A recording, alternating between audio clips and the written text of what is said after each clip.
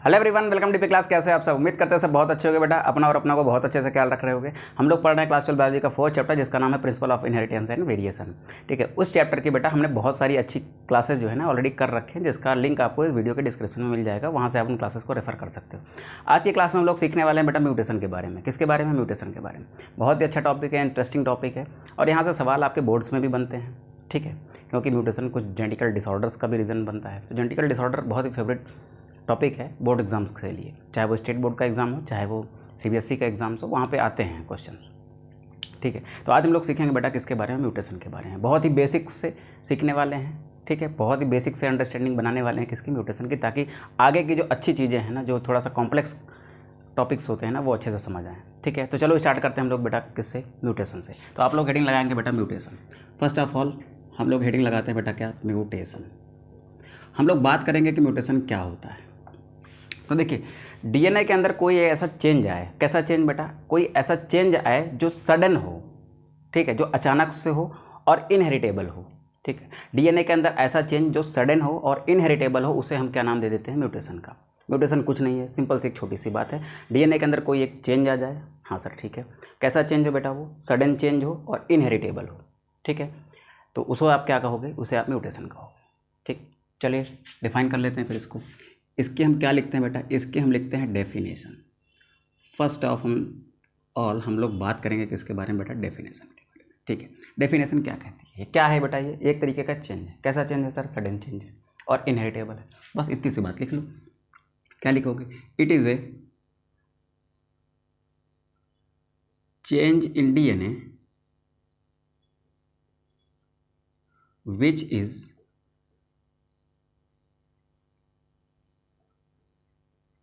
sudden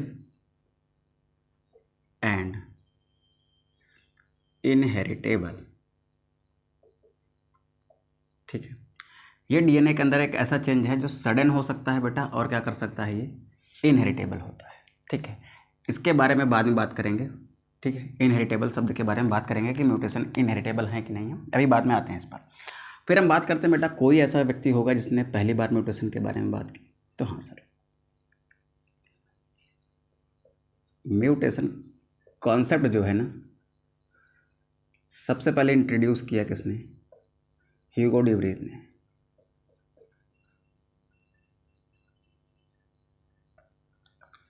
चलो ऐसे लिख लेते हैं, म्यूटेशन कॉन्सेप्ट किसने डिस्कवर किया? ह्यूगो डी व्रीज ने। ये उन वैज्ञानिकों में से एक वैज्ञानिक थे जिन्होंने मेंडल के नियमों की दोबारा खोज की थी। आप रिकॉल कर लिए, कार्ल मार्क्स थे, ठीक है, सेरमार्क था, उसके बाद फिर आपके ये ह्यूगो डी व्रीज थे। ठीक है, इन्होंने क्या किया बेटा? इन्होंने किया होगा कोई एक्सपेरिमेंट। ठीक है, इन्होंने क्या किया होगा? कोई एक्सपेरिमेंट किया। ठीक है सर, एक्सपेरिमेंट कहाँ पर किया बेटा? तो इन्होंने एक प्लांट लिया। क्या लिया था? इन्होंने एक प्लांट लिया, और उस प्लांट का नाम था इवनिंग प्राइमरोज।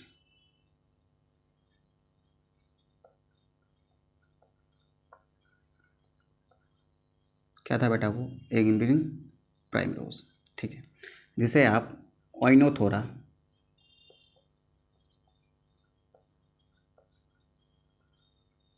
लैमार्कियोना के नाम से जानते हो। ठीक, इस प्लांट पर उन्होंने क्या किया? एक्सपेरिमेंट किया। इस एक प्लांट पर एक्सपेरिमेंट के थ्रू उन्होंने किसका कॉन्सेप्ट दिया था बेटा? इन्होंने कॉन्सेप्ट दिया बेटा म्यूटेशन का।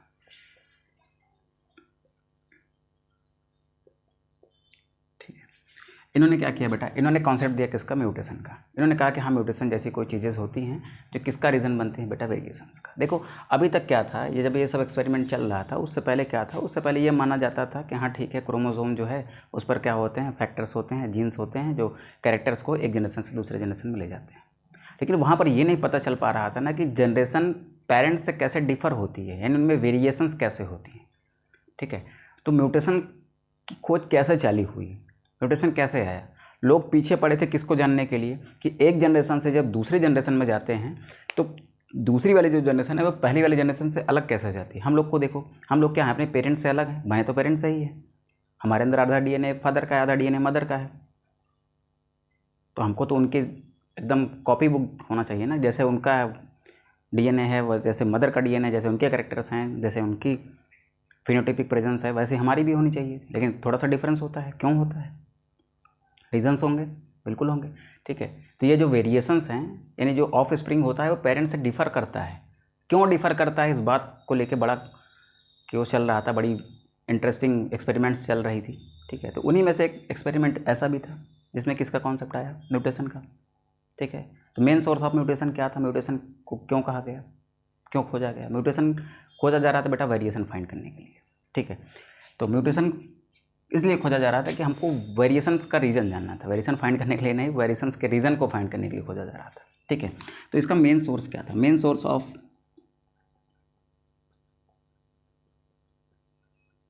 Mutation is variation.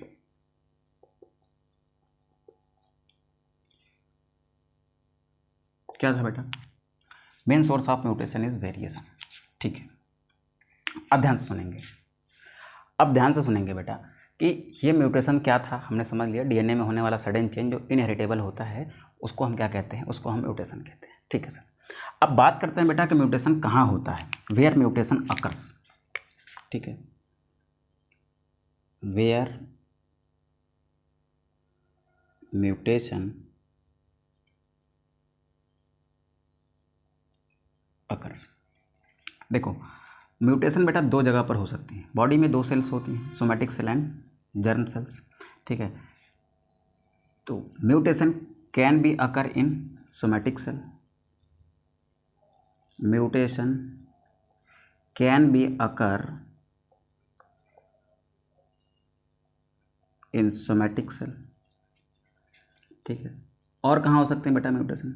Mutation can be occur in germ cells, ठीक है। अब ध्यान से सुनिए, जर्म सेल वो होती है जो एक जनरेशन से दूसरी जनरेशन में जाती है, ठीक है। अब सोमैटिक सेल क्या है बेटा? जो एक ही जनरेशन में रहेगी, जो दूसरी जनरेशन में नहीं जाती है, ठीक है। तो अब कोई म्यूटेशन ऐसी है, ठीक है, कोई म्यूटेशन ऐसी है जो कहाँ पर हो रही है, सोमैटिक सेल में। मान लो मेरी स्किन सेल है, मेरी स्किन सेल में कोई म्यूटेशन हो रही है, तो क्या वो मेरे बच्चों में ट्रांसफ़र होगी? बिल्कुल नहीं होगी सर। क्यों? क्योंकि मेरे अंदर से, मेरे ऑफ स्प्रिंग्स में क्या जाएगा बेटा? मेरे अंदर से जर्म सेल जाएंगे, मेरे अंदर से स्पम्स जाएंगे, जिन जो क्या हैं, मेल जर्म सेल्स होते हैं ह्यूमन के, ठीक है। तो स्पम में अगर कोई चेंज आया तो वो मेरी ऑफ स्प्रिंग में चला जाएगा, यानी मेरे बच्चों में चला जाएगा, ठीक है। लेकिन अगर मेरी सोमैटिक सेल यानी मेरी स्किन के सेल में कोई चेंज आया तो कहाँ तक रहेगा? वो तो मेरे अंदर ही रहेगा, क्योंकि सोमैटिक सेल तो एक जनरेशन से दूसरे जनरेशन में जाता नहीं। तो सोमैटिक सेल में जो चेंज आया वो मेरे अंदर ही रह जाएगा, मेरे जनरेशन तक ही सीमित रह जाएगा, मेरे तक ही सीमित रह जाएगा, जनरेशन तक नहीं, मेरे तक ही सीमित रह जाएगा, ठीक है। तो ध्यान से सुन बेटा, इधर म्यूटेशन कहाँ पर हो सकती है सर? सोमैटिक सेल में हो सकती है, हाँ हो सकती है। म्यूटेशन और कहाँ हो सकती है सर? जर्म सेल में हो सकती है। लेकिन जो सोमैटिक सेल की म्यूटेशन है वो कहाँ रह जाती है बेटा? वो उसी पीढ़ी में रह जाएगी, अगली पीढ़ी में नहीं जाती है, ठीक है। तो क्या लिख सकते हैं बेटा? Mutation in somatic cells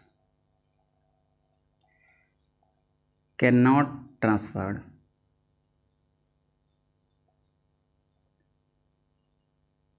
in of springs. Mutation जो है बेटा, सोमैटिक सेल की म्यूटेशन वो ऑफ स्प्रिंग में ट्रांसफ़र नहीं होती, ठीक है। बात करते हैं बेटा जर्म सेल की। तो अगर जर्म सेल में मेरे स्पर्म में अगर कोई म्यूटेशन हुई है तो स्पर्म तो भाई एक जनरेशन से दूसरे जनरेशन में जाएगा, मेरा डीएनए मेरे बच्चों में कैसे जाएगा? स्पर्म्स के थ्रू ही जाएगा, ठीक है। तो स्पर्म्स में कोई चेंज हुआ तो वो चेंज क्या हो सकता है बेटा? वो ट्रांसफ़र हो सकता है कहाँ पर? ऑफ स्प्रिंग में, ठीक है। तो क्या लिख सकते हैं बेटा? Mutation in germ cells can भी नहीं, सीधा लिखो, ट्रांसफ़र होती ही है।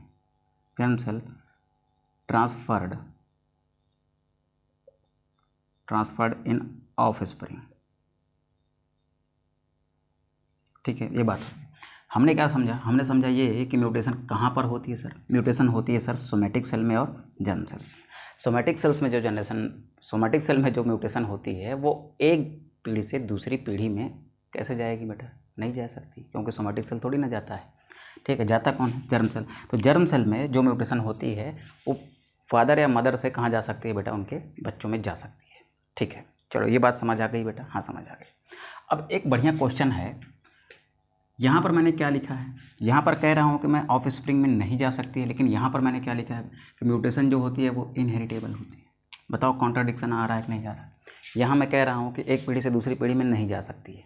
यहाँ डिफाइन ही किया हूँ मैं इसको किसके हिसाब से? इनहेरिटेबल के हिसाब से, कि म्यूटेशन कैसे होती है? इनहेरिटेबल होती है। लेकिन मैं यहाँ कह रहा हूँ कि ऑफ स्प्रिंग में इनहेरिट नहीं हो रही है, एक पीढ़ी से दूसरी पीढ़ी में नहीं जा रही है। कहाँ हो रही है? सोमैटिक सेल में। तो क्या ये डिफिनेशन सही है बेटा? बिल्कुल सही है बेटा, ये डिफिनेशन बिल्कुल सही है। अब एक क्वेश्चन, फिर अगर ये डिफिनेशन सही है तो फिर एक क्वेश्चन उठता है कि does all mutation are inheritable?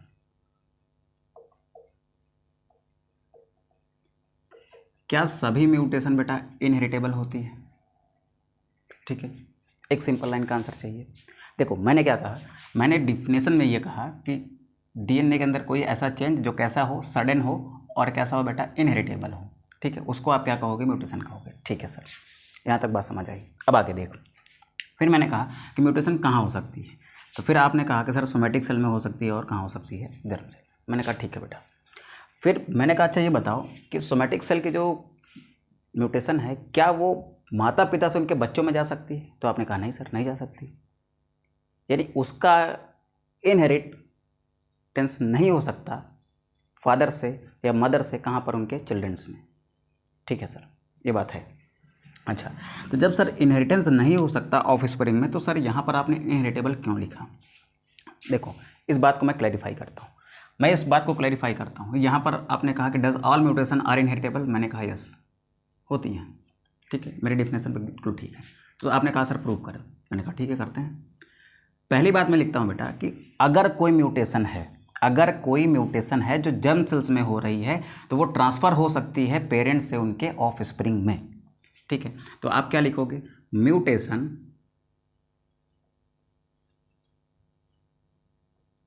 In germ cells are transferred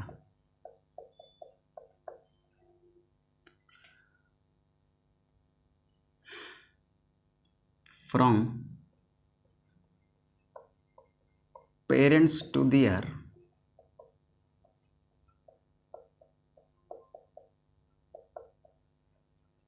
offspring. ठीक है सर, फिर चलते हैं बेटा दूसरी बात पे। दूसरी बात मैं ये कहता हूँ कि जो म्यूटेशन हो रही है कहाँ पर? सोमैटिक सेल में, वो पेरेंट्स से उनके ऑफस्प्रिंग में नहीं जा सकती, बट उनकी डॉटर सेल्स में जा सकती है। किस में जा सकती है बेटा? डॉटर सेल्स में। देखो इधर कैसे, सपोज करो मेरे पास मेरी ये स्किन सेल है, चलो यही बनाता हूँ। सपोज करो ये क्या है? मेरी स्किन सेल है। क्या है ये? मेरी स्किन सेल है। इस पर कुछ एक्सटर्नल फैक्टर के कारण क्या आ गया? म्यूटेशन हो गया। ठीक है, इसमें क्या हो गया? इसमें हो गया है म्यूटेशन। अब म्यूटेशन हो गया बेटा, अब इसकी हो रही है माइटोसिस। क्या हो रही है बेटा? माइटोसिस हो रही है। इससे कितनी स्किन सेल बन रही हैं सर? 2 बन रही हैं। ठीक है, 2 बन रही हैं, तो इसको आप क्या कहोगे? पेरेंट सेल कहोगे। इसको क्या कहोगे बेटा आप? इसको आप कहोगे डॉटर सेल। हाँ सर कहेंगे, इसको हम क्या कहेंगे बेटा? डॉटर सेल कहेंगे। ठीक है, स्किन सेल में म्यूटेशन हुई, म्यूटेशन होने के बाद उसका क्या हुआ बेटा? माइटोसिस हुआ। तो यहाँ पर जो डॉटर सेल्स बन रही हैं, अब बताओ आप इसमें म्यूटेशन होगी कि नहीं होगी? इनहेरिट हो रही है। यहाँ से पेरेंट सेल से डॉटर सेल्स में म्यूटेशन आ रही है कि नहीं आ रही है? आप कहोगे हाँ सर आ रही है, क्योंकि जो जैसा डीएनए यहाँ पर होगा वैसा डीएनए बेटा यहाँ पर होगा और यहाँ पर होगा। ठीक है सर, तो यहाँ पर मैं क्या कह सकता हूँ कि जो आपके सोमैटिक सेल्स हैं, जो आपके सोमैटिक सेल्स हैं, उनमें जो म्यूटेशन होगी वो एक पीढ़ी से तो दूसरी पीढ़ी में नहीं जा सकती, यानी उनमें एक पीढ़ी से दूसरी पीढ़ी में म्यूटेशन का इनहेरिटेंस नहीं हो सकता, बट पेरेंट सेल से डॉटर सेल्स में इनहेरिटेंस होती है। किसकी? म्यूटेशन की। कहाँ पर? सोमैटिक सेल्स में। ठीक है, तो क्या लिखोगे? Mutation in somatic cell, mutation in somatic cells cannot transfer cannot transferred from parents to their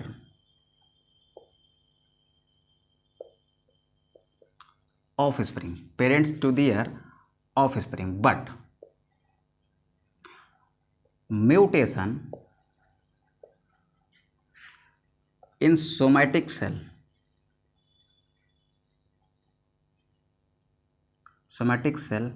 can transfer from parents cell to daughter cells by mitosis। ठीक, माइटोसिस के थ्रू वो पेरेंट सेल से कहाँ जा सकती हैं, डॉटर सेल्स में जा सकती हैं। तो अब बताओ, एक पीढ़ी से दूसरी पीढ़ी में जाना भी क्या है, माता पिता से बच्चों में म्यूटेशन का जाना क्या है, जर्म सेल्स का म्यूटेशन है। एक सेल से दूसरी सेल में म्यूटेशन का जाना क्या है बेटा, सोमैटिक सेल्स का म्यूटेशन है। ठीक है, चलो ये बात बेटा हमको याद रखनी है। क्वेश्चंस कभी बनेंगे तो अच्छी बात है, नहीं बनेंगे तो हमको कॉन्सेप्ट बनाने हैं। देख बेटा, एग्ज़ाम में ना क्वेश्चन रट के नहीं कर पाओगे आप। अगर आप सोचो कि मैं 50 क्वेश्चन लगा लूँ, बस उनके आंसर रट लूँ, तो वो नहीं कर पाओगे आप। फिर आप एग्ज़ाम में अच्छे मार्क्स तो नहीं ला सकते हो। ठीक है, कुछ मार्क्स ला सकते हो लेकिन अच्छे मार्क्स नहीं ला सकते हो। ठीक है, आपको अच्छे मार्क्स लाने बेटा ना कॉन्सेप्ट बिल्डअप करो। क्या बिल्डअप करोगे, कॉन्सेप्ट आप सीखिए। कॉन्सेप्ट सीखोगे ना तो आपको उसी कॉन्सेप्ट पे 1000 क्वेश्चन मिल जाएगा ना, आप उड़ा दोगे। लेकिन 1000 क्वेश्चन के आप आंसर नहीं याद रख पाओगे। एक कॉन्सेप्ट याद कर लो, उस कॉन्सेप्ट पे जो क्वेश्चंस बनेंगे ना उनको आप उड़ा सकते हो। ठीक है, चलो बेटा इसका स्क्रीनशॉट करो, फिर हम लोग आगे बढ़ते हैं और देखते हैं म्यूटेशन के टाइप्स को। ठीक है, चलो करो स्क्रीनशॉट। चलो इसको रफ करता हूँ मैं। देख बेटा, हो सकता है क्लास लंबी हो जाए क्योंकि म्यूटेशन एक बड़ा टॉपिक है, अच्छा टॉपिक है। इसके बारे में अगले चैप्टर में भी बात करनी है हमको थोड़ा सा। ठीक है, तो पहले हम लोग सीखेंगे म्यूटेशन के टाइप को, फिर एक एक टाइप को डिस्कस करेंगे एकदम डिटेल में। ठीक है, हमको कॉन्सेप्ट बनाना है बेटा, कॉन्सेप्ट बनाएंगे, क्वेश्चन को उड़ाएंगे। ठीक है, एक ही थीसिस है, कॉन्सेप्ट बनाएंगे एंड क्वेश्चन उड़ाएंगे। ठीक है, हमको कॉन्सेप्ट सीखने हैं। ठीक, तो चलो सीखते हैं। हेडिंग लगाओ बेटा आप, टाइप्स ऑफ म्यूटेशन। किसके बारे में बात करेंगे बेटा हम लोग, टाइप्स ऑफ म्यूटेशन के बारे में। एक सेकेंड बेटा, जरा देखता हूँ सब कुछ ठीक है। हाँ ठीक है, चलो हम बात करेंगे बेटा किसके बारे में, टाइप्स ऑफ म्यूटेशन के बारे में। ठीक है, हाँ सर पहले तो हम टाइप्स ऑफ म्यूटेशन देखेंगे, लेकिन उससे पहले हमको एक छोटा सा कॉन्सेप्ट बनाना है। क्या बनाना है बेटा, कॉन्सेप्ट बनाना है। कैसे बनाएंगे, देखो हमने पढ़ रखा है सर कि हमारे पास क्या होता है, डीएनए होता है। ठीक है, ये क्या है बेटा, ये हमारा है डीएनए। ठीक है, फिर हिस्टोन प्रोटीन की हेल्प से ये क्या होता है, थोड़ा कंडेंस होता है, फिर और कंडेंस होता है, और सेल डिवीज़न के टाइम पर बहुत ज़्यादा कंडेंस हो जाता है। क्या बन जाता है, क्रोमोसोम बन जाता है।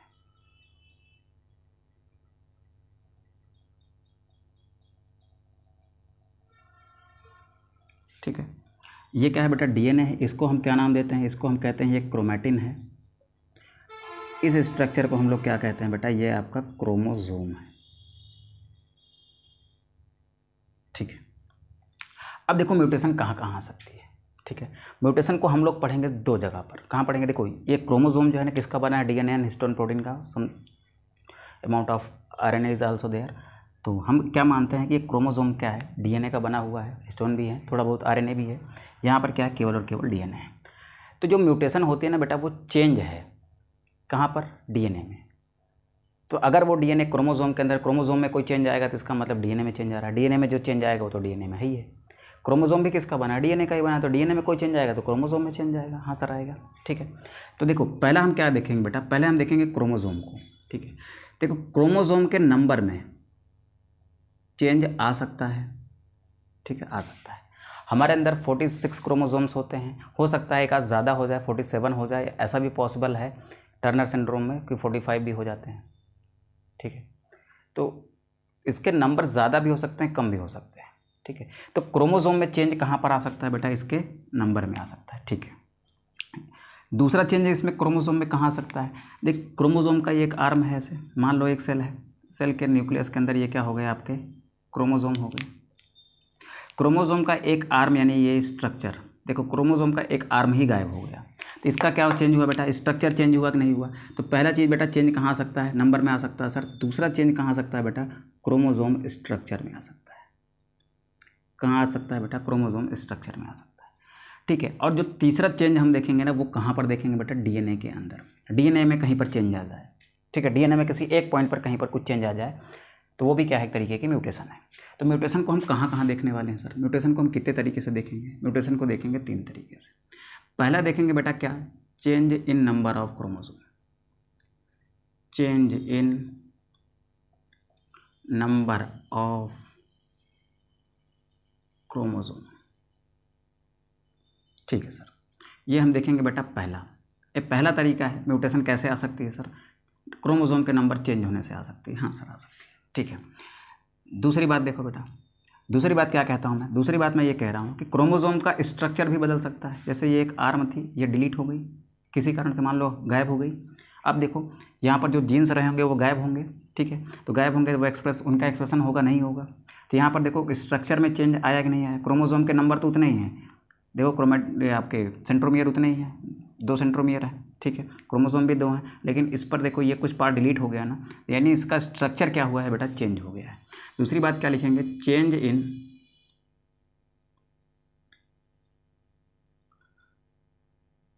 स्ट्रक्चर ऑफ क्रोमोसोम, ठीक है। फिर आगे थर्ड बात करेंगे बेटा, चेंज इन डीएनए। लास्ट में बात करेंगे किसके बारे में, चेंज इन डीएनए के बारे में, ठीक है, चेंज इन डीएनए, ठीक। अब चलते हैं बेटा हम लोग अपने फर्स्ट पार्ट पर कि क्रोमोसोम का जो नंबर ये चेंज हो रहा है, क्रोमोसोम का ये जो नंबर है ये कैसे बदल रहा है बेटा, क्रोमोसोम का ये जो नंबर है ना ये कैसे बदल रहा है। तो क्रोमोसोम का ये जो चेंज इन नंबर आ रहा है ये कैसे हो सकता है, कैसे क्रोमोसोम के नंबर बदल सकते हैं।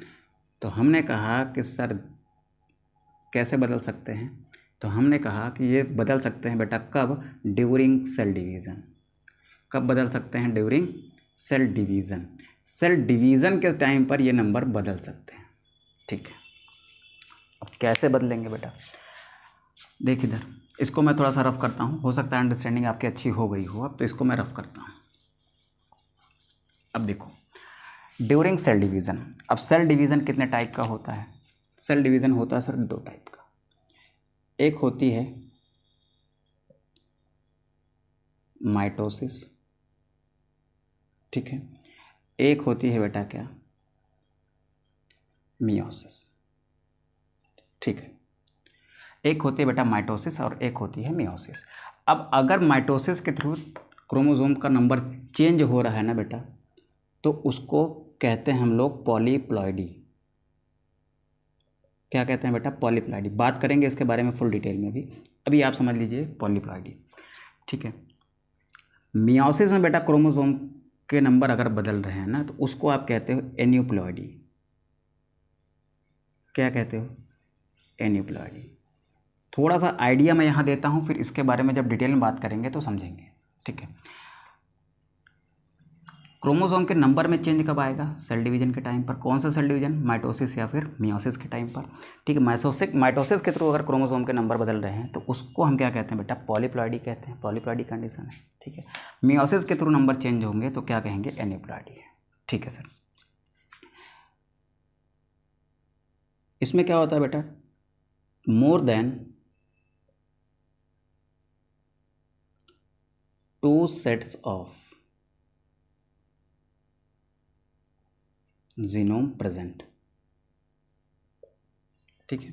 जैसे आपने पढ़ा होगा ना, आप बताओ कि पॉलीप्लॉइडी कंडीशन आपको कहाँ देखने को मिल सकती है, जहाँ पर 2n से ज़्यादा प्लॉइडी होती है, 3n होती है एंडोस्पर्म में, ठीक है। वहाँ पर क्या होते हैं बेटा, 3 सेट होते हैं, 3 जीनोम के सेट होते हैं। अब जीनोम क्या है अभी बात करेंगे बाद में, अभी आप ऐसा समझ लो कि अगर 2 से ज़्यादा जीनोम के सेट्स मौजूद हैं तो वो क्या है, पॉलीप्लॉइडी है, ठीक है। एन्यूप्लॉइडी में क्या होता है बेटा, 1 या 2 क्रोमोसोम नंबर ज़्यादा हो जाएंगे या 1 या 2 क्रोमोसोम नंबर कम हो जाएंगे। आपके अंदर 46 क्रोमोसोम है, 1 क्रोमोसोम ज़्यादा हो गया, क्या कहोगे उसको, उसको कहोगे आप एन्यूप्लॉयडी है। एक क्रोमोसोम कम हो गया, वो भी कौन सी कंडीशन है, एन्यूप्लॉयडी की ही कंडीशन है। इसको डिटेल में बात करेंगे तो फिर वहाँ पर देखेंगे क्या है, ठीक है। अब बात करते हैं बेटा किसके बारे में, change in structure of chromosome. देखो क्रोमोसोम के स्ट्रक्चर में चेंज कैसे आ सकता है, ठीक है। तो क्रोमोसोम के स्ट्रक्चर में चेंज आ सकता है बेटा ड्यूरिंग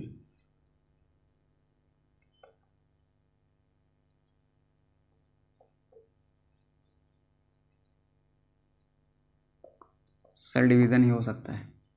सेल डिवीज़न के टाइम पर क्रोमोसोम के स्ट्रक्चर में चेंज आएगा, ठीक है। और जो मोस्ट इम्पॉर्टेंट लाइन है वो ये है कि क्रोमोसोम के स्ट्रक्चर में change, structural change in chromosome, structural change in chromosome क्या कहलाते हैं बेटा, ये कहलाते हैं क्रोमोसोमल एब्रेशन। क्या कहते हैं इसको, क्रोमोसोमल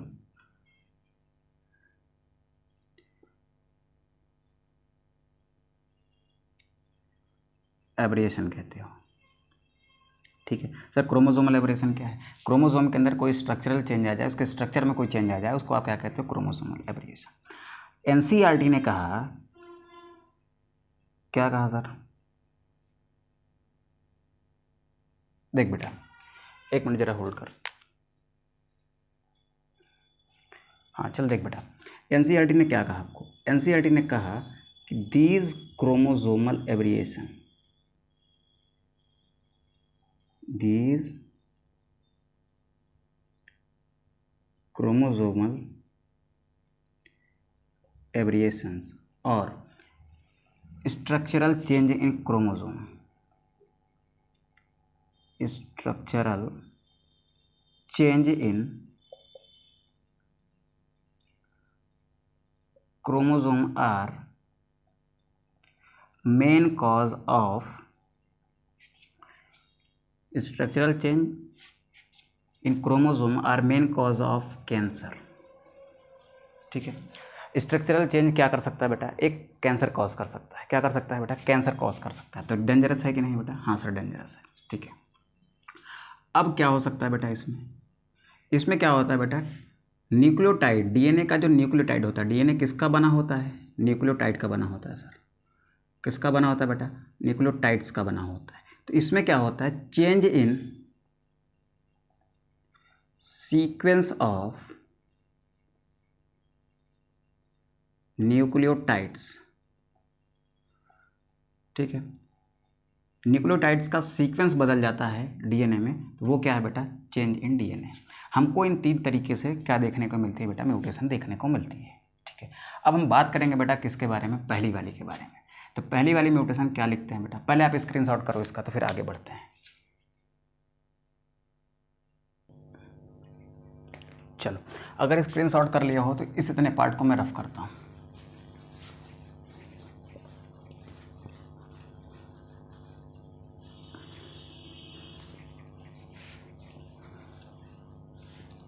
ठीक है, पहले बात करेंगे बेटा किसके बारे में, हम बात करेंगे change in number of chromosome के बारे में। तो जो फर्स्ट म्यूटेशन हो रही है वो बेटा मेरी कैसी हो रही है, वो हो रही है change in number of chromosome से, चेंज इन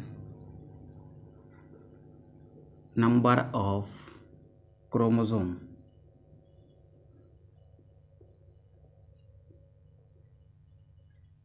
ठीक है। देखो क्रोमोसोम में के नंबर में जो चेंज आ रहा है उसमें मैंने एक वर्ड इस्तेमाल किया है बेटा जीनोम का, ठीक है। क्या इस्तेमाल किया है बेटा हमने, वर्ड जीनोम का। तो व्हाट इज जीनोम, पहले हम लोग समझने की कोशिश करते हैं कि जीनोम क्या होता है, ठीक है। अब देखो पहले मैं 2 सेल बनाता हूँ, एक सेल ये है,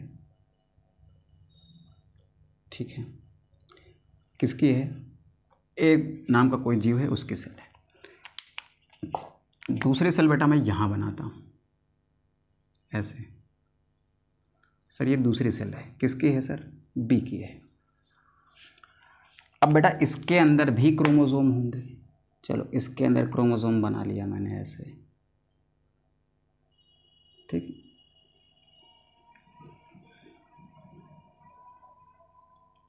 क्रोमोसोम किस में होते हैं बेटा, पेयर में होते हैं। क्रोमोसोम के नंबर 8 हैं। इसमें भी मान लिया मैंने क्रोमोसोम के नंबर क्या हैं, 8 है। दो डिफरेंट ऑर्गेनिज्म हैं बट इनके क्रोमोसोम के नंबर क्या मान लिए, सेम। ये क्रोमोसोम का देखो, ये इतना क्रोमोसोम का एक सेट है, इसी तरीके का क्रोमोसोम का एक बेटा क्या है, दूसरा सेट है। ठीक है, तो इसमें क्रोमोसोम के कितने सेट हैं, तो आप कहोगे सर 2 सेट हैं। अगर बेटा मैं एक सेट को ए नाम देता हूँ, एक सेट को क्या कहूँगा बेटा, मैं ए कहूँगा, तो इसके जैसा ही ये वाला सेट भी है, यानी ये क्या है बेटा, ऐसा है। तो इसके अंदर के जो क्रोमोसोम है ना, वो कैसे हैं, ए और ए हैं। अब ध्यान से सुनो, ये जो आपका एक सेट है, एक सेट, ये इतना क्रोमोसोम है, इसको नाम क्या दिया, ए दिया, और ये इतना क्रोमोसोम, ये इसी का एक कॉपी है यहाँ पर, इसको नाम दिया बेटा ए का।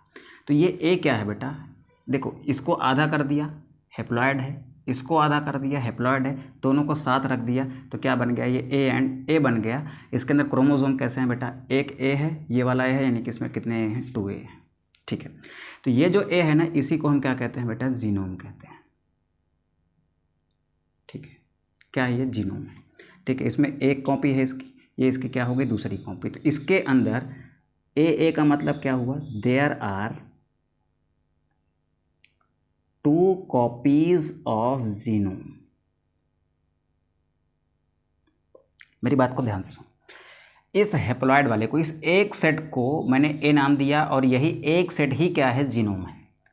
तो इसमें कितने सेट हैं बेटा, इसमें 2 सेट हैं ना, तो हम क्या कहेंगे, इसमें जीनोम के कितने सेट हैं, 2 सेट हैं। इस एक को, इस इतने को मैंने क्या कह दिया, ये जीनोम है। जैसे यहाँ पर देख, ये क्या है, ये एक सेट है, क्या है बेटा, ये आपका एक सेट है, यानी ये हैप्लॉइड सेट ऑफ क्रोमोसोम। और क्रोमोसोम में क्या होते हैं, डीएनए होते हैं, और डीएनए भी कह दो, और डीएनए। ये क्या है बेटा, ये आपका क्या है, जीनोम है। ठीक है, हैप्लॉइड सेट ऑफ क्रोमोसोम और डीएनए इज जीनोम।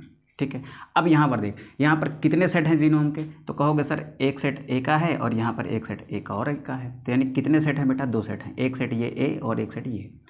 इसके एक सेट को अगर मैं बी नाम देता हूँ, तो इस ये वाला सेट भी कैसा होगा, साइड वाला, ये भी सर बी होगा। हाँ बेटा ठीक है।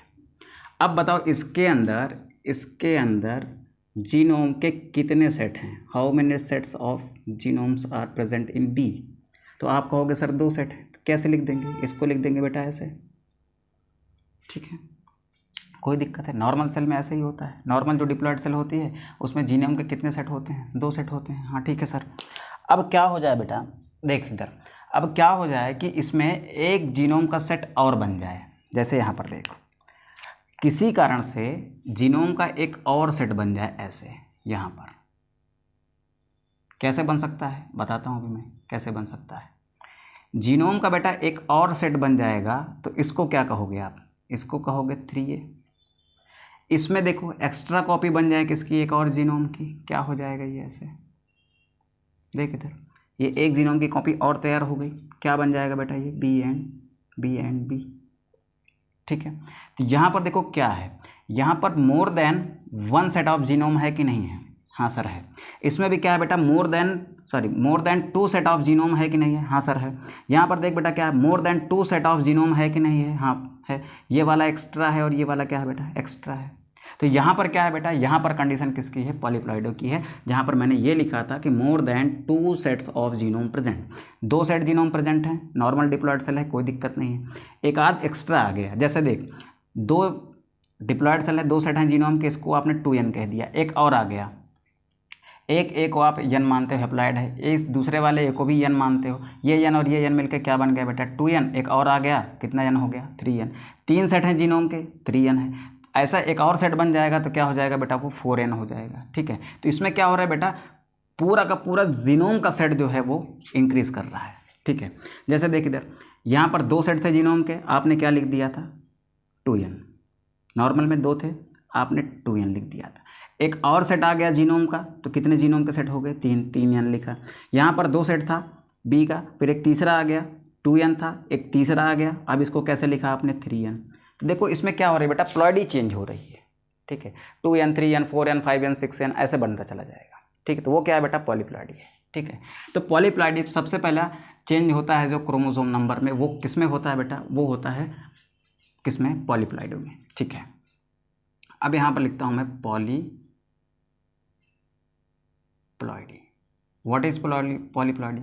When there are more than 2 sets of genomes are present, such mutation is called polyploidy. ठीक है, when there is more than 2 sets of genome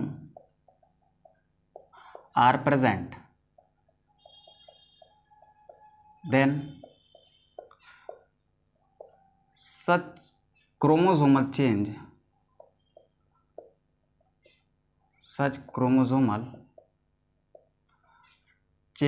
is called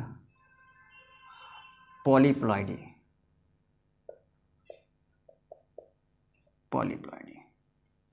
ठीक है, अब ध्यान से सुनेंगे बेटा, यहाँ पर अगर देखो हम क्या करते हैं, ये वाली कंडीशन लेते हैं, एक ये वाली है जिसमें ए की कितनी कॉपीज है, 3 कॉपी है, बी की कितनी कॉपी है, 3 कॉपी है।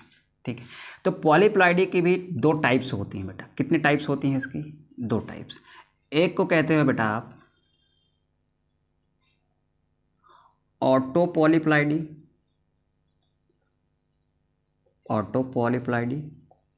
ठीक है सर। दूसरे को कहते हैं बेटा आप एलो पॉलीप्लॉइडी।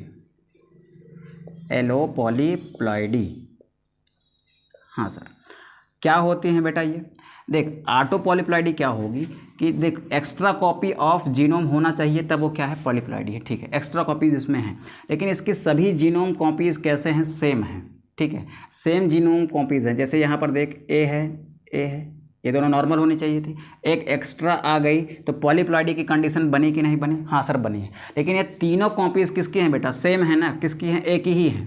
ठीक है, तो आप क्या कहोगे कि सेम जीनोम की 2 से ज़्यादा कॉपीज का होना क्या है, ऑटो पॉलीप्लॉइडी है। सेम जीनोम की, जैसे ए था, तीनों सेम जीनोम है कि नहीं है? सेम जीनोम की 2 से ज़्यादा कॉपीज होना क्या है, ऑटो पॉलीप्लॉइडी है। और डिफरेंट जीनोम्स की 2 से ज़्यादा कॉपी होना क्या है बेटा, वो एलो पॉलीप्लॉइडी है। जैसे देखिए यहाँ पर मैंने लिखा ए एंड ए, ये एक्स्ट्रा कॉपी है, लेकिन ये तीनों कैसे हैं बेटा, सेम जीनोम की हैं, तो वो क्या है, ऑटो पॉलीप्लॉइडी है। फिर क्या किया गया, इन दोनों के क्रोमोसोम को मिक्स कर दिया गया, यानी एक नया कॉम्बिनेशन बनाने की कोशिश की गई, और यहाँ पर मुझे कुछ ऐसा मिला, ए बी, या फिर ऐसे मिल सकता है बेटा ए बी। अब यहाँ पर देख कैसी कंडीशन है, इसमें देख 2 से ज़्यादा कॉपीज़ हैं कि नहीं है? हाँ सर हैं। कैसे हैं बेटा, सेम क्रोमोसोम के हैं कि डिफरेंट क्रोमोसोम की हैं? तो आप कहोगे सर डिफरेंट क्रोमोसोम की हैं, तो वो क्या है, एलो पॉलीप्लॉइडी है। यहाँ पर 2 से ज़्यादा कॉपीज़ हैं बट सेम क्रोमोसोम की हैं, तो क्या है बेटा, ऑटो पॉलीप्लॉइडी। तो इसकी डिफिनेशन फटाक से लिख लो, when there is more than 2 copy of same chromosome, sorry same chromosome मत लिखो, सेम जीनोम लिखो बेटा, क्रोमोसोम तो गलत हो जाएगा। तो क्या लिखोगे, when there is more than 2 copy of same genome, then polyploidy is called auto polyploidy. ठीक है बेटा, ठीक है सर। इसमें देख क्या लिखोगे, when there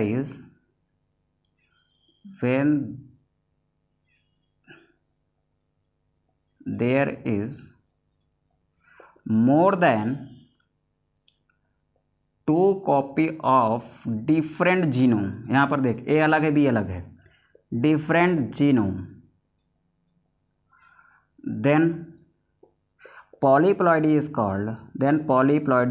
called एलोपॉलीप्लॉइडी।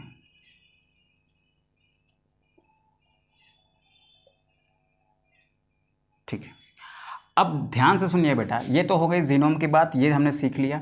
अब फिर हमको ये सीखना है कि what is the reason behind polyploidy, polyploidy के पीछे का रीज़न क्या होता है, ये होती ही क्यों है। ठीक है, तो देखते हैं बेटा, इसको थोड़ा सा मैं रफ करता हूँ। ठीक है, आप नोट कर लीजिएगा, यहाँ पर लिख देता हूँ मैं, यहाँ पर लिख देता हूँ मैं, क्या है जीनोम, ये है बेटा हैप्लॉयड सेट ऑफ क्रोमोसोम और डीएनए। ठीक है, ये इसकी डेफिनेशन हो गई। उसको आप क्या कहते हो बेटा, जीनोम कहते हैं। एक मिनट यार, हाँ देखो इधर। अब इसका रीज़न क्या हो सकता है बेटा, पॉलीप्लॉइडी का रीज़न क्या हो सकता है, तो रीज़न क्या है बेटा, पॉलीप्लॉइडी का रीज़न है सेल डिवीज़न। कौन सा सेल डिवीज़न सर, माइटोसिस। ठीक है बेटा, क्या होता है माइटोसिस में, माइटोसिस में होता यह है कि स्पिंडल फाइबर का फॉर्मेशन ना हो पाए। ठीक है, व्हेन फॉर्मेशन ऑफ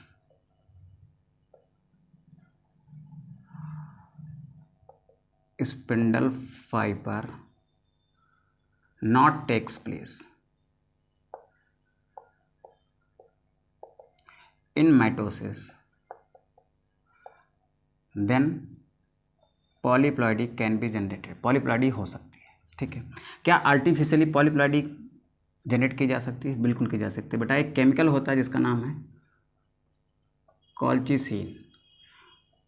कॉल्चिसिन वो केमिकल है जो पॉलीप्लॉइडी को इंड्यूस करता है, यानी बढ़ावा देता है। ठीक है, जिसके कारण स्पिंडल फाइबर का फॉर्मेशन नहीं हो पाता, और स्पिंडल फाइबर का फॉर्मेशन नहीं होगा माइटोसिस में, तो क्या कंडीशन बन सकती है, पॉलीप्लॉइडी की कंडीशन बन सकती है। ठीक है, तो ये पढ़ लिया हमने क्या बेटा, ये पढ़ लिया हमने पॉलीप्लॉइडी का रीज़न।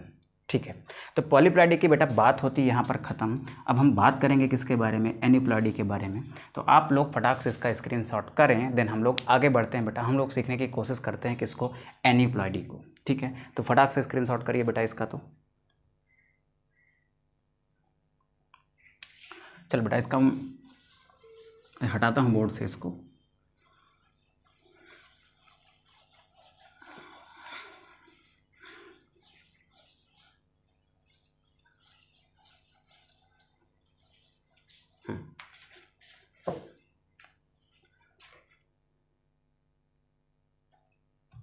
ठीक है सर, हाँ ठीक है। चलो अब देखते हैं बेटा, हम लोग क्या पढ़ रहे हैं, change in number of chromosome पढ़ रहे हैं, और उसमें हम लोग देखेंगे किसको, एन्यूप्लॉइडी को। हम लोग किसको देखेंगे बेटा, एन्यूप्लॉइडी को। चल फटाक से करते हैं बेटा, एन्यूप्लॉइडी क्या है। देख, हमारे क्रोमोसोम का नंबर 46 होते हैं। उन 46 क्रोमोसोम में एक आध दो क्रोमोसोम का ज़्यादा हो जाना या फिर एक आध दो क्रोमोसोम का कम हो जाना ही क्या है, एन्यूप्लॉइडी है। ठीक है, तो क्या है बेटा,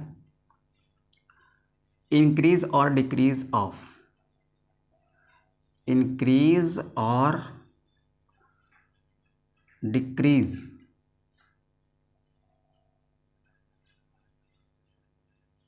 डिक्रीज ऑफ 1 और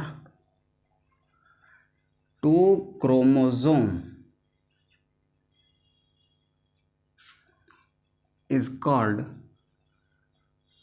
एन्यूप्लॉइडी। क्या कहेंगे बेटा इसको, इसको हम कहेंगे एन्यूप्लॉइडी। ठीक है, क्रोमोसोम के नंबर में इंक्रीज हो जाना या डिक्रीज हो जाना क्या कहलाता है बेटा, एन्यूप्लॉइडी कहलाता है। ठीक है, देखो इधर कैसे, हमारे जो नॉर्मल क्रोमोसोम होते हैं, नॉर्मल क्रोमोसोम जो होते हैं, नॉर्मल क्रोमोसोम नंबर को हम क्या कहते हैं बेटा, नॉर्मल क्रोमोसोम नंबर को हम कहते हैं बेटा 2n। क्या कहते हैं, 2n कहते हैं। अब इस 2n में एक क्रोमोसोम का ज़्यादा हो जाना, ठीक है, क्या है बेटा, एन्यूप्लॉइडी है। 2n इक्वल टू हमारे पास क्या होता है, 46 होता है। एक ज़्यादा हो जाएगा तो क्रोमोसोम के नंबर कितने हो जाएंगे, 47। नंबर चेंज हुआ कि नहीं हुआ, हाँ सर हुआ।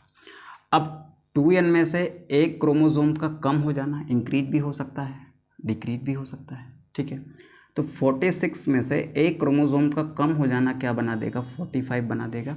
इसको भी क्या कहोगे बेटा, change in number of chromosome. हाँ सर कहेंगे, तो ठीक है सर। हमने समझा कि नॉर्मल क्रोमोसोम नंबर में से एक क्रोमोसोम का बढ़ जाना या दो क्रोमोसोम का बढ़ जाना या फिर एक या दो क्रोमोसोम का कम हो जाना क्या है बेटा, एन्यूप्लॉइडी है। हाँ सर ठीक है। अब एनिप्लॉयडी को बेटा, एनिप्लॉयडी के भी कुछ टाइप्स होते हैं, एनिप्लॉयडी के भी कुछ टाइप्स होते हैं, उनको भी अच्छे से हम सीख लेते हैं, आगे हो सकता है काम आए हमको, ठीक है। एनसीईआरटी में हो सकता है उतना ना आपको एक्सप्लेनेशन मिल जा पाए इसका, लेकिन आप यहाँ से अंडरस्टैंडिंग बना के जाओ बेटा, कॉन्सेप्ट बना के जाओ। मैंने कहा कॉन्सेप्ट बना के जाओ, क्वेश्चन को उड़ा दो, ठीक है। आप यहाँ से सीख के जाओ, नहीं बनेगा तो आप बताइएगा, ठीक है। और आपकी जो भी क्वेरीज हैं बेटा कमेंट बॉक्स में ड्रॉप करिएगा उनको, ठीक है। सॉरी यार, इसको रफ कर दिया मैंने, चलो थोड़ा सा वीडियो को बैक करके देख लेना, आप इसको स्क्रीनशॉट कर लेना इसका, ठीक है। अब यहाँ पर बेटा एक कंडीशन बनाते हैं हम लोग, ठीक है। क्या बनाते हैं बेटा? कंडीशन बनाते हैं। चलो मान लिया मेरे पास एक ऑर्गेनिज्म है, क्या है बेटा? एक ऑर्गेनिज्म है, ठीक है। इसमें 2n = 8 है अगर, तो इसमें क्रोमोसोम के नंबर कितने होंगे बेटा? आप कहोगे सर 8 होंगे, मैं कहूँगा बिल्कुल सही कह रहे हो। कितने होंगे बेटा? 8 होंगे। बना भी लेते हैं, एक क्रोमोसोम, 2 3 4 5 6 7 और ये 8 क्रोमोसोम हो गए। हाँ सर हो गए, ठीक है। अब इसमें पहले कंडीशन लेते हैं किसकी बेटा? इंक्रीज वाली। किसकी कंडीशन लेते हैं? इंक्रीज की। देखते हैं यहाँ पर जो मैं पहली कंडीशन ले रहा हूँ इंक्रीज की, वो कुछ ऐसी है, ध्यान से समझते जाना। मैं फिर से कह रहा हूँ, एक बार कॉन्सेप्ट पकड़ लो बेटा, दोबारा से इसको कभी पढ़ने की भी ज़रूरत नहीं पड़ेगी। एक नाम याद रखना, दीपक सर का, कि हाँ सर ने पढ़ाया था, ठीक है।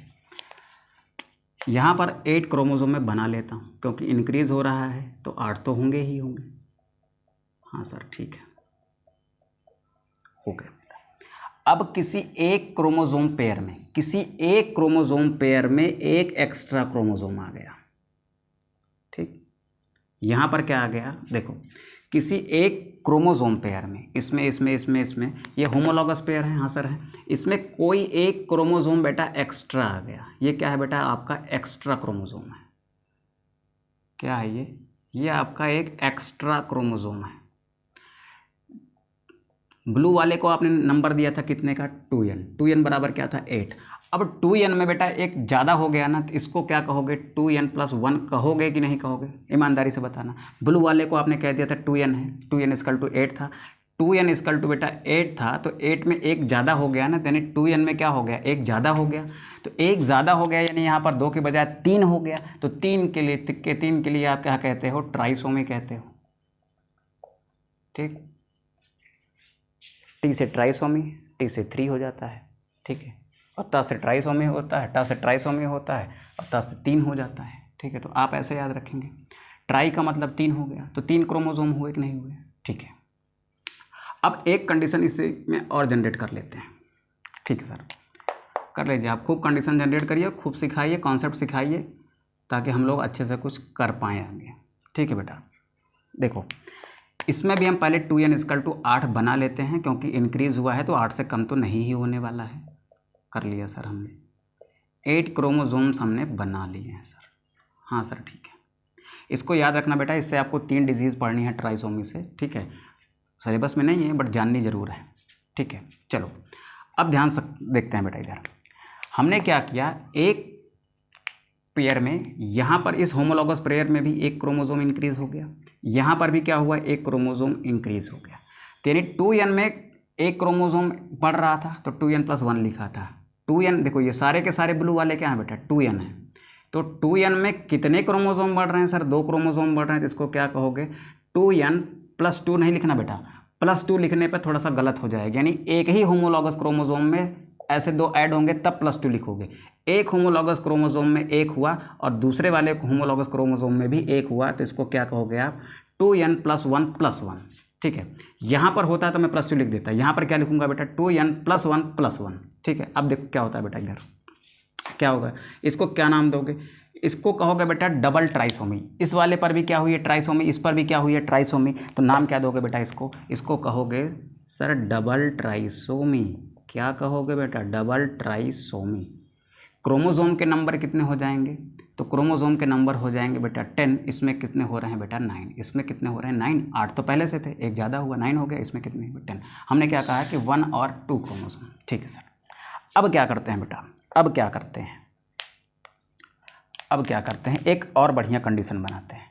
हमने क्या सीखा, हमने सीखा ट्राइसोमी को, हमने सीखा किसको, डबल ट्राइसोमी को। मैंने कहा कि एक ही क्रोमोसोम पेयर के पास अगर दो और हो जाए, एक यहाँ पर है, एक इसी तरीके का और हो जाए, दो कॉपीज बन जाए, बना लेते हैं।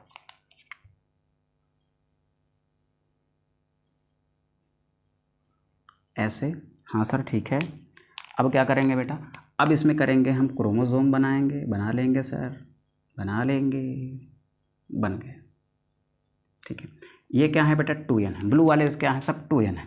अब इसमें क्या हुआ, किसी एक होमोलॉगस पेयर की से क्या बन गए बेटा, दो एक्स्ट्रा क्रोमोसोम। यहाँ पर देख, यहाँ पर भी क्या है, दो एक्स्ट्रा क्रोमोसोम बने हैं, लेकिन अलग अलग होमोलॉगस क्रोमोसोम पेयर हैं, तो ये क्या है बेटा, डबल ट्राइसोमी है। यहाँ पर देख, एक ही होमोलॉगस पेयर में कितने क्रोमोसोम दिख रहे हैं, 4 दिख रहे हैं। तो क्या कहोगे बेटा इसको, इसको कहोगे बेटा आप टेट्रासोमी। क्या कहोगे, टेट्रासोमी। व्हाट इज टेट्रासोमी, दो क्रोमोसोम ज़्यादा हो जाएं किस पर, एक सिंगल होमोलॉगस क्रोमोसोम पेयर पर, तो उसको आप क्या कहते हो, टेट्रासोमी कहते हो। क्रोमोसोम के नंबर कितने हो जाएंगे सर, इसमें भी हो जाएंगे 10, 8 तो पहले से थे, 2 ये हो गए, कितने हो गए बेटा 10, 10 इसमें भी हैं, 10 इसमें भी हैं, लेकिन दोनों के नाम अलग हैं, इसलिए क्योंकि यहाँ पर ये अलग अलग होमोलॉगस पेयर पर बने हैं, यहाँ पर ये एक ही होमोलॉगस पेयर पर बने हैं, तो इसको आप क्या कह रहे हो बेटा, इसको आप कह रहे हो टेट्रासोमी। ठीक है, ये तो बात हुई किसकी बेटा, इंक्रीज की। अब चलते हैं हम लोग कहाँ पर, हम लोग चलते हैं डिक्रीज की ओर। किस ओर चलेंगे बेटा, हम लोग चलेंगे डिक्रीज की ओर। ठीक है, डिक्रीज की ओर में हम लोग क्या सीखने वाले हैं, एक मिनट ज़रा रुको तो। डिक्रीज की ओर में हम लोग सीखने वाले हैं कुछ अच्छे कॉन्सेप्ट, मिटा देता हूँ इसको मैं, आप स्क्रीनशॉट कर लें, स्क्रीनशॉट कर बेटा इसका, तो फटाक से मिटा के मैं आगे बढ़ता हूँ। ठीक है, थोड़ा सा कॉन्सेप्ट और बचा हुआ है, क्लास लंबी होती जा रही है, जल्दी ख़त्म भी करना है, टॉपिक ख़त्म करके ही हम ख़त्म करेंगे, फटाक से इसको स्क्रीनशॉट करो, हम आगे बढ़ते हैं। ठीक है, मिटा देते हैं। ठीक है, चलो देखते हैं, इसमें भी बेटा बनाते हैं हम कितनी कंडीशन सर, 3 कंडीशन। ठीक है, एक सेल, ये हो गई हमारी दूसर की सेल, ठीक, और ये हो गई बेटा हमारी तीसर की सेल। ठीक है, यहाँ से भी क्या सीखने वाले हैं, 3 बढ़िया बढ़िया चीज़ें सीखने वाले हैं। ठीक है, 2n के नंबर कितने थे बेटा, 2n तो 8 होता है, लेकिन यहाँ पर डिक्रीज़ हो रहा है, तो इसका मतलब 8 से कम होंगे। ठीक है, यहाँ पर देख बेटा 1 2 3 4 5 6 7, चलो ठीक है, 8 7 हो गए। अब देखो इधर, यहाँ पर 8 है, यहाँ पर क्या है 7 है, यानी किसी एक होमोलॉगस पेयर से एक क्रोमोसोम कम हो गया है। 2n = 8 होता, हाँ सर इसमें भी होता है एक क्रोमोसोम, तो इसके जैसा होता सर 2n 8 होता, लेकिन इसमें क्या है बेटा, एक कम हो गया ना, एक क्या हो गया बेटा, कम हो गया। ध्यान से सुने, यहाँ पर क्या हो रहा था, देखो एक ज़्यादा हो रहा था तो ट्राइसोमी नाम दे दिया। यहाँ पर 8 क्रोमोसोम थे, एक कम हो गया बेटा, 2n = 8 था, एक कम हुआ तो 2n में से क्या करेंगे, एक कम करेंगे, तो क्रोमोसोम के नंबर कितने आएंगे, तो क्रोमोसोम के नंबर आएंगे बेटा कितने, 7। ठीक है, इसको क्या कहोगे बेटा आप, इसको कहोगे मोनोसोमी। इसके लिए क्या शब्द इस्तेमाल करोगे, इसके लिए शब्द इस्तेमाल करोगे बेटा मोनोसोमी, मोनोसोमी। ठीक, ये हो गया आपका फर्स्ट। फिर चलते हैं बेटा आगे, हमने क्या किया, इसका गायब किया तो इसको भी गायब कर देते हैं, करके देखते हैं। 1 2, अब देख बेटा कितने क्रोमोसोम गायब हैं, एक यहाँ से गायब है और एक यहाँ से गायब है, 2 क्रोमोसोम गायब हैं, यानी 2 नंबर कम हो रहे हैं। तो 2n टोटल थे, उसमें से कितने कम किए, 2 कम किए। कंडीशन क्या बनी है बेटा, क्रोमोसोम के नंबर कितने होंगे बेटा, तो क्रोमोसोम के नंबर होंगे सर 6, क्योंकि हमने 2 क्रोमोसोम को गायब किया है। कंडीशन क्या होगी बेटा, देख एक से देखो, एक होमोलॉगस पेयर पर ऐड हो रहा था तो ट्राइसोमी थी, दूसरे पर भी ऐड हो जा रहा था तो डबल ट्राइसोमी थी। एक से गायब हो रहा है तो मोनोसोमी है, दूसरे वाले पर का भी एक गायब हो जा रहा है तो ये क्या है बेटा, double monosomy. What is this, this is double monosomy. ठीक, अब क्या करते हैं, जैसे यहाँ पर एक ही क्रोमोसोम की 2 कॉपी बना डाली थी आपने, यहाँ पर क्या करोगे, एक ही क्रोमोसोम की दोनों कॉपी गायब कर दोगे। यहाँ पर देख कुछ ऐसी कंडीशन बना दिया आपने।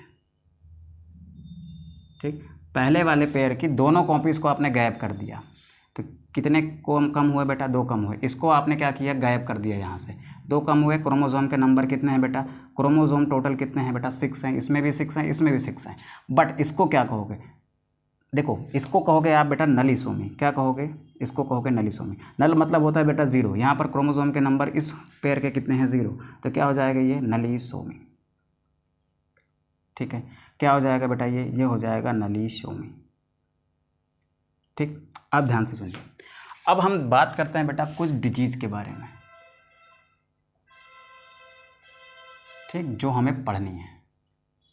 ठीक है, हमको पढ़नी है क्या? हमको पढ़नी है पेड। क्या पढ़नी है बेटा? हमको पढ़नी है पेड, PED। ये तीनों डिजीज जो हैं, ये तीनों डिजीज जो है ना, किसके वजह से होती हैं? ये होती हैं ट्राइसोमी की वजह से। यानी इसमें हम लोगों में कितने होते हैं बेटा? हम लोगों में 46 क्रोमोसोम होते हैं, यानी 23 पेयर होते हैं, है ना? बिल्कुल है सर। ये 3 डिसीज़ ऐसी हैं, अभी लिखता हूँ कौन कौन सी हैं। चलो अच्छा लिख ही देता हूँ। एक है बेटा आपका पटाऊ सिंड्रोम, ठीक है। दूसरा है बेटा आपका एडवर्ड सिंड्रोम। थर्ड है बेटा आपका डाउन सिंड्रोम।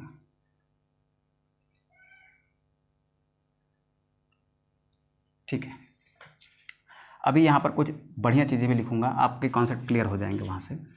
आपको 3 डिसीज दी हुई है, ये दोनों सिलेबस में है नहीं NCERT में, ये है, अच्छे से पढ़ना है, आगे पढ़ेंगे भी।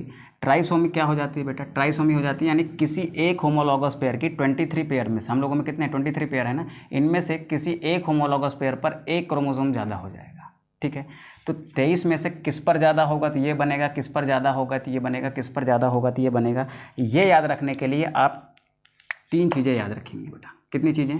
3 चीज़ें। इसको थोड़ा सा इधर से बना देता हूँ मैं, ऐसे। बहुत तीर मार रहे हैं सर। इसको लिखा बेटा मैंने 13, इसको लिखा 18, इसको लिखा 21। 13, 18, 21। क्रोमोसोम पेयर नंबर 13 पर ट्राइसोमी होगी तो Patau syndrome. Chromosome number 18, chromosome के 18th पेयर पर अगर ट्राइसोमी होगी तो कैसा सिंड्रोम बेटा? Edward syndrome.